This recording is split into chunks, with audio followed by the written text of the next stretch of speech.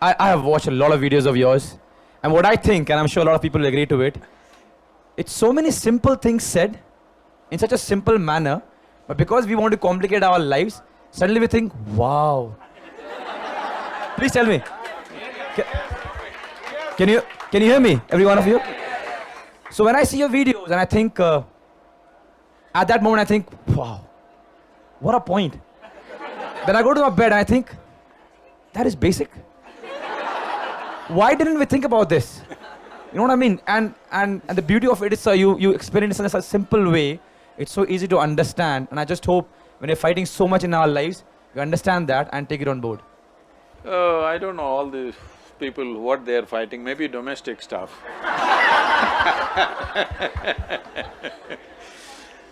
See, even if, let us say, you're in a fighting sport, let's say you're in boxing, so all you have to do is stamp on his foot and he gets so angry, after that he's nothing. Once he gets angry, he's nothing. He can be knocked down in no time. Even if they're much bigger than you, it doesn't matter, they're gone. So the moment they get emotional, the fundamental efficiency and competence of your body and your mind drops. In that state, how are you going to win? You're only going to dream of winning. You're not going to win any game, you're just going to dream about it. So, when there is substantial medical evidence today to show that only when you're in a pleasant state of experience, your body and your mind functions at its best. It doesn't matter what is the nature of sport or academics or music or whatever we are doing. What is the nature of activity, it doesn't matter. Whatever is the nature of activity, essentially success in the physical world is just how well you harness your body and your mind. That's all it is. And these two things you can do best only when you're in a pleasant state of experience. You must… we would like to see you next time when I come and watch you in the game, I will definitely come. We want to see you running on the football field with a big smile on your face. And my favorite player is Ronaldinho. That makes so much sense, sir. You said stepping on the foot and making the other guy crazy. Do you guys remember Zinedine Zidane? Yeah. Do you remember him? So probably one of the best players in the world. Yes, I know. And you know what happened with Materazzi? And France didn't win that game. So that makes so much sense, sir, so much sense. Sir, but it's so difficult to keep your calm when somebody's elbowing your face and your eyes are about to pop out. See, what counteraction you need to take, I won't suggest now. But if you need to take that action, also you must be in the best form of physical and mental state. So, well, people provoke you, people poke you in the ribs, they do all kinds of things, not just on the football field. All over Bangalore, they're doing it every day. Yes. At least there you have an umpire. If he pokes you very badly, there is a card. Here, nobody to give you a card. People are poking you all over the place. So, it is not in any one arena, it is there everywhere. In some places it may be physical, in some places it may be mental or emotional or whatever kind, but people are poking you in the ribs all the time, one way or the other. So, question is just this, are you competent to live in this world or not? Essentially it comes down to that, isn't it? Well, the football game as it was in 60s and 70s, people broke their thigh bones and hip bones, that's not there anymore. There are more red cards out there. Little bit of violence means he goes out. Any intentional violence, they're going out these days. But that was not the case. If you played a game with Uruguay or something, you come back with a broken hip or something like this. So, how do I do this? It's very simple. Say, suppose we give all of you, let's say, soup-making ingredients. If I give all of you the same soup-making ingredients, do you believe that all of you will come up with the same kind of soup? No. Similarly, that's all that's happened with us. All of us are fundamentally same ingredients. See in how many ways we've become. So it's a soup-making skill. The question… you're just a chemical soup. I'm saying this is a chemical soup because whatever is the human experience of peacefulness, of joyfulness, of blissfulness, of ecstasy, of agony, of misery, of stress, anxiety, whatever you name it, all human experience has a chemical basis to it. So this is a chemical soup. Question is only, are you a great soup or a lousy soup? And to become a great soup, how much do you think meditation helps? So I'll tell you why I'm asking this, sir. So when I was going through this bad phase, and I'm 30 plus now, so you tend to overthink. So I went to this guy who told me that you go to meditate and it'll help you. And he gave me some ideas of how to meditate. So the way I meditate is in a no noisy room, alone, I speak to myself. And I've realized that it helps me. And I also realized that how much I never spoke to myself.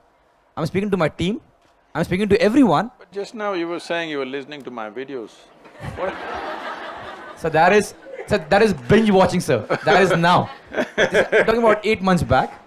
And then I realized when I'm talking to myself, I realize how much I've ignored myself when it comes to talking. So could you please emphasize on how important it is to meditate and to actually talk to ourselves? Talking to yourself, well, that happens in immense.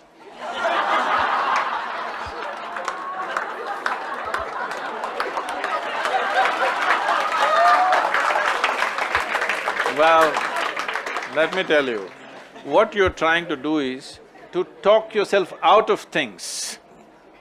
You're trying to talk yourself out of certain things which tend to happen repeatedly.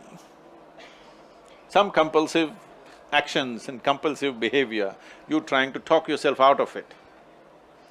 But you must understand this, the nature of human mind is such, what you don't want is what will happen in your mind. Right now, as an experiment, we'll include the children also, Next 10 seconds, nobody should think of a monkey. What did you think? Monkey. Yeah. So if you say, I don't want something, only that will happen. Because in the very nature of our mind, it is made like this, there is only addition and multiplication. There is no subtraction and division in this mind, in terms of thoughts, I'm saying. If you say, I'm having too many thoughts, let me divide it or let me subtract it, there's no such thing. If you touch it, it will plus, plus, plus, it will go. If you try hard, it'll become multiplication, plus will become like this. It'll multiply. Because this is a vehicle where all the three pedals are throttle. Whatever you touch, boom. So, in this mind, you do not employ such methods.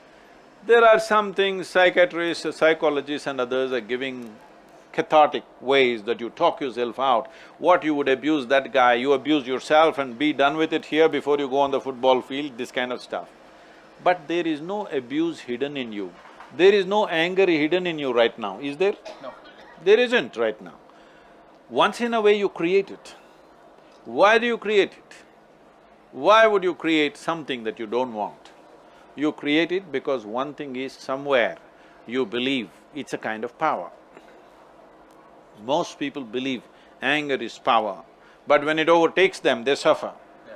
When they give a little dose to somebody and they get scared, they enjoy it. You know, I did boom and that guy got scared. It's nice. So once you think it's power, when it becomes overpowering over yourself, then it's a disaster. So, people can propel themselves into action with negative emotions like anger, resentment, hatred. Hatred is a fire which can make people do many, many things. A whole lot of people have done intense conquering and invasions out of hatred. Powering yourself with negative emotions like this is, in the villages and small towns in Karnataka, this used to be there at one time, fortunately it's ended I think these days. When the Diwali comes, it's coming right now, what they will do, they will find a donkey and tie a string of crackers to its tail. Poor donkey, when the crackers start bursting, the donkey will run faster than a racehorse, terrified. But this is not the way to perform. This is going to cost life, this is going to destroy you in many ways. Well, Mr. Bolt runs very fast, not because his tail is on fire, because he's prepared his legs and lungs, because behind those legs and lungs there is a dedicated life, a life that is devoted to doing what they want to do. This is one thing we must understand. Whatever you want to do, whatever it is, whether it is music, art, sport, business, spirituality, it doesn't matter what. Unless you're absolutely devoted to what you're doing, you will never do anything significant. You will do mediocre stuff, you will survive, make a living. But if you want to do something significant, you must be absolutely devoted to whatever you're doing. Only then it will bring you to a place where you're significant in what you're doing. Otherwise, nothing. So, Mr. Bolt, people know him only like this. You've not seen him training? Day in and day out they'll be training, they can't eat what they want, they are careful about everything, every drop of water he drinks or what, everything is measured and taken care of. But his glory is just 9 seconds. Those 9 seconds has years of preparation. That really makes sense, sir.